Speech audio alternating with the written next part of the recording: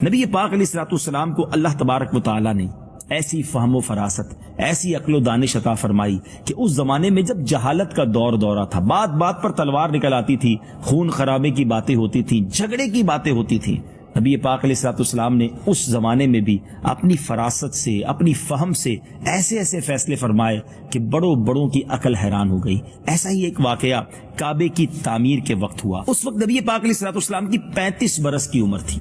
زوردار موسلا دھار بارش ہوئی اور حرم کعبہ میں ایک ایسا عظیم سیلاب آ گیا کہ کعبے کی عمارت ہی منہدم ہو گئی۔ حضرت ابراہیم علیہ الصلوۃ والسلام اور حضرت اسماعیل علیہ نبینا علیہ الصلوۃ والسلام کا بنایا ہوا کعبہ اب بہت پرانا ہو چکا تھا۔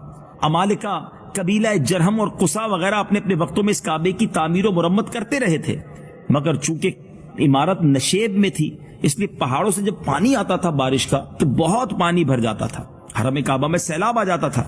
کعبے کی حفاظت کے لیے بالائی حصے میں قریش نے کئی بار باؤنڈریز بنائیں مگر وہ بار بار ٹوٹتی رہیں، اور اب یہ فیصلہ ہوا کہ کعبہ شریف کو ایک بار پھر ڈھا کر دوبارہ اس کی تعمیر کی جائے۔ اب بڑے زور و شور کے ساتھ کعبہ مشرفہ کی تعمیر ہوئی۔ نبی پاک خود بھی اس تعمیر میں شریک ہوئے، آپ بھی پتھر اٹھا کر لاتے رہے۔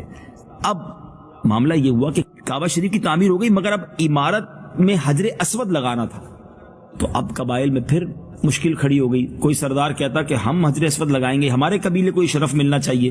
چاروں طرف سے یہ پریشر آ گیا۔ اب اس کشمکش میں 4 دن گزر گئے، ہر کوئی چاہتا تھا کہ ہمارے قبیلے کو یہ اکرام ملے، یہ اعزاز ملے کہ ہم حجر اسود کو اس کی جگہ پر لگائیں کیونکہ یہ ہمیں شرف ملے گا۔ اب یہاں تک کہ نوبت ایسی آ گئی کہ وہی جہالت کا دور تھا، تلواریں نکل آئیں۔ بنو عبد الدار اور بنو عدی کے قبیلوں نے تو اس پر جان کی بازی لگا دی اور زمانہ جاہلیت کے دستور کے مطابق اپنی قسموں کو مضبوط کرنے کے لیے ایک پیالے میں خون بھر کر اپنی انگلیاں اس میں ڈبو کر چاٹ لیں، یعنی اب یا تو جان جائے گی یہ کام ہوگا۔ بالکل لڑائی کے لیے تیار۔ 5واں دن آ گیا، حرم کعبہ میں تمام قبائل عرب جمع ہوئے۔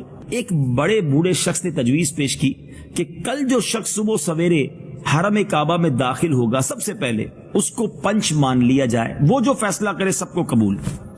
سب نے یہ بات مان لی۔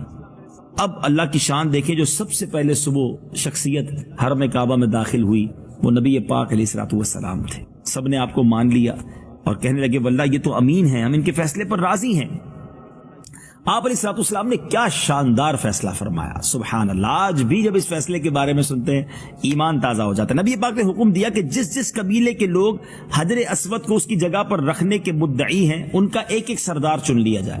ہر قبیلے نے اپنا ایک ریپرزنٹیٹو دے دیا کہ یہ ہمارا نمائندہ ہے، یہ ہمارا سردار۔